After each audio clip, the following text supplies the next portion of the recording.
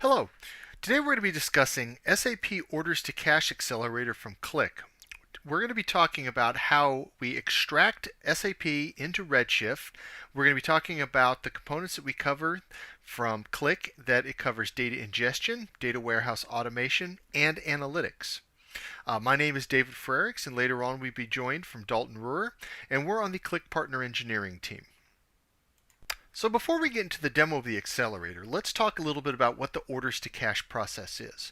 So very simply, the process of orders to cash is a customer sells a thing, that thing then gets scheduled, that thing gets pulled out of inventory, that thing gets delivered, a customer gets billed for the thing, and the company gets paid for selling the thing. So that's the orders to cash process in a nutshell.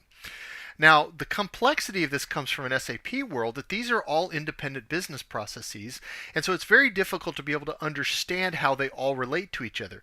I have sales items, I have billing documents, I have open orders, I have delivery items, I have all of these entities in different individual facets. So what we've done from Qlik is to pull that together.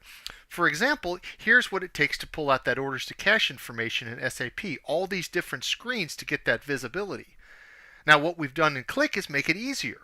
We can actually see all of the flow and transformations of a document from creation through completion in a single screen, as well as all the other analytics related to orders to cash. So how does this relate to AWS? So we're able to provide this entire platform on the AWS technology. We're going to leverage Amazon Redshift as our data warehouse. We're going to be able to use things like Kafka or SageMaker to be able to do machine learning as well as streaming real time. But all of the data replication, the data warehouse automation, and data mart creation are managed by the Qlik data ingestion tools. The analytics are provided by Qlik Sense. And then we have some other capabilities for doing cataloging, for doing alerting, for doing chatbotting that also can help expand this use case to more users. All right, let's go ahead and take a look at the demo of orders to cash in action. So we're going to go ahead and start out here in Qlik Replicate, and what we're going to take a look at is how we're going and sourcing the data from our SAP system and landing it into Redshift. Now what's important to understand about this is that what we are doing, as mentioned on the previous slide, is we're going to take advantage of using the SAP extractors. So we're not going at the base tables, we're not going at any of those objects that are at the lower level.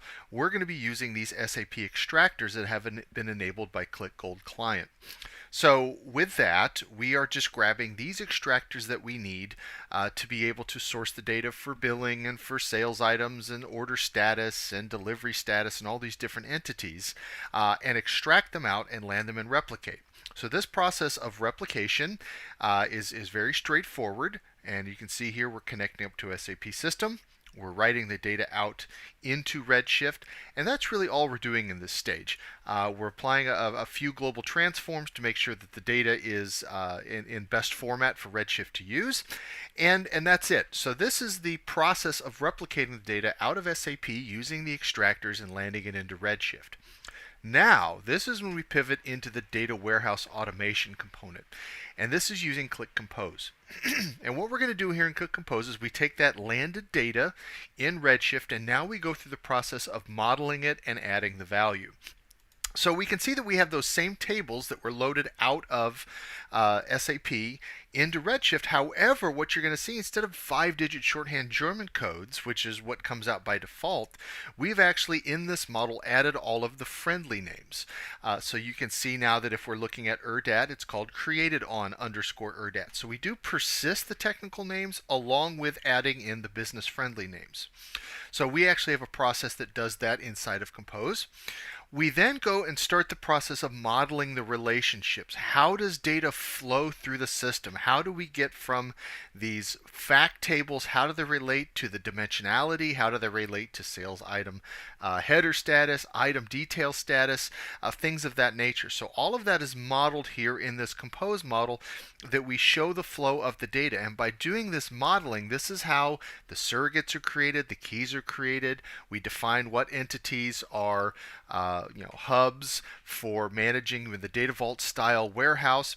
And at the end of the day, what we do is we create these warehouses. And we don't only just create them, we actually do all of the SQL management for the system. So we create all of the scripts to automate, to create, to reload, to handle the slowly changing dimensions. That is all managed by Compose.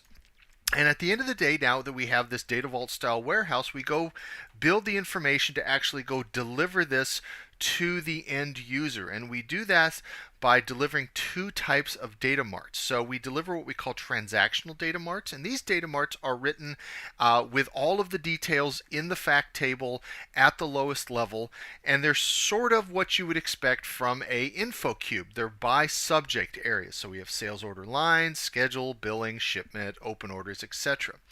Now we have taken the additional step that there may be use cases where you aren't going to use Qlik Sense as your front end, so we've gone ahead and created aggregate data marts, and these aggregate data marts have pre-calculated the KPIs for orders to cash, total discount amount, total ordered quantity, things of that nature. So we're providing both these aggregated data marts for more of your basic SQL tools, as well as the transactional marts for being able to leverage with Qlik.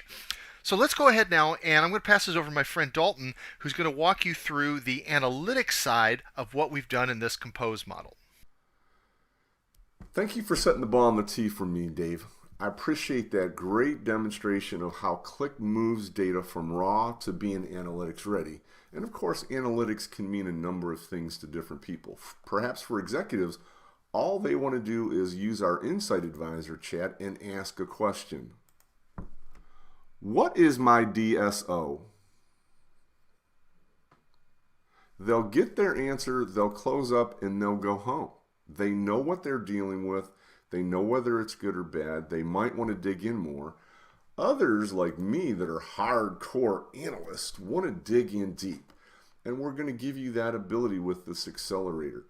I can look at a number of KPIs across this entire work stream, the entire order to cash process. I can look and see what my trend is for on-time deliveries, and I can see, wow, we are really falling off the edge of the map here with our deliveries. That is something that we need to do, but ooh man, as the revenue cycle director, I am really particularly nervous about the fact that our days sales outstanding is creeping so high year over year, and I might want to dig in and analyze that.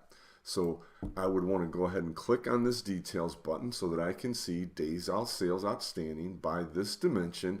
Instead of looking at it by sales district, maybe I'm going to focus at a larger global level by country. And I can see that Germany is the country where I have customers that have the longest sales outstanding, and I might want to drill into that. So I would simply select Germany, and I would move to another tab that has more information that could break that down.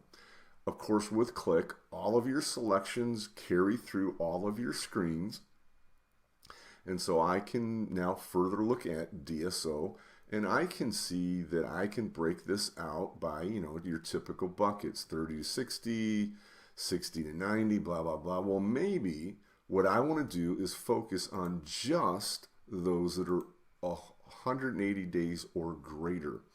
And now I can see by customer which customers have these. Is this a process? Was this a one-time thing? Or is this a typical pattern for them? And of course, I can interact with any type of Qlik chart, and I might want to continue now doing some research, and I want to dig into the details behind those customers, and I've got every single line there that I want to look at. Well, let's go ahead and clear this because there's something else that I think is really important to understand. With Qlik's associative model, all of your data marts, all of the details are loaded into memory so that I could analyze anything I wanted to, even at the lowest level. Let's imagine that somebody's called me on the phone and says they want some details about a specific sales document. In SAP terms, that's a V-billing. So they give me the number that they're looking for.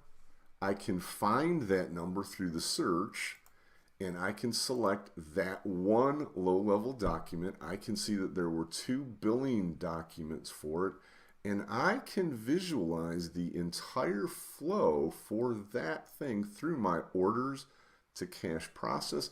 And of course, I can see all the low-level details about that sales document and each of the billing documents for it.